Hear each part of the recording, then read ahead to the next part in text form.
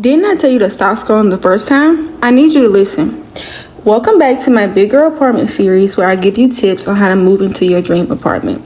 So I received a DM asking about advice on important things you need to do after signing the lease. For example, turning on the lights, water, etc., and any fees you may have to pay.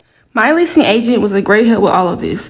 Step 1. If your apartment has you put a deposit down once you are approved, pay that. You may also have to pay an application fee, but the price depends on the apartment. This is why I said in part 1, saving and planning out your move is important, so you can plan for any fees that you may have to pay before officially moving in.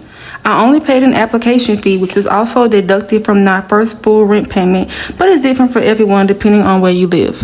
Step 2. Once the deposit is paid, the leasing agent should send over a bunch of documents that you need to sign. Don't be lazy, read all of it in full before signing. Also, get someone else to read over it. The leasing office should also email you and let you know the steps to getting lights, water, gas, etc. turned on. Water is included in my rent, so I didn't have to worry about doing that. Also, some apartments will turn on the lights, water, and maybe even the Wi-Fi for you after you sign the lease. But this is a good question to ask when touring an apartment, and I will also do a video on that as well, so stay tuned. My apartment specifically uses energy, so the leasing agent gave me instructions on how to get the lights turned on. Please call your lights provider as soon as possible because I did run into some issues and had to call them multiple times before the lights were actually turned on. But I did not have to pay a fee to turn my lights on because they don't actually have to come out to get them turned on. But it may be different for you, and the fee probably isn't much and will probably be included in your first bill. For Wi-Fi, I just went with the option that my apartment recommended that they already used because there was already a router installed in my closet.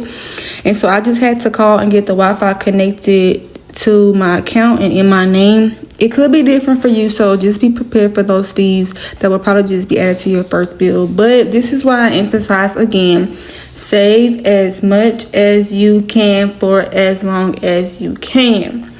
This whole process is different for everyone, which is why I suggest you ask about the companies the apartment recommends or that they have a contract with when touring the apartment, if they don't give you that information already. My process was smooth for the most part, but it could look different for you, so keep that in mind. And again, save. I'm going to emphasize that every video. Save, save, save. And if you like these tips and want more, follow me, and I will see y'all in the next video.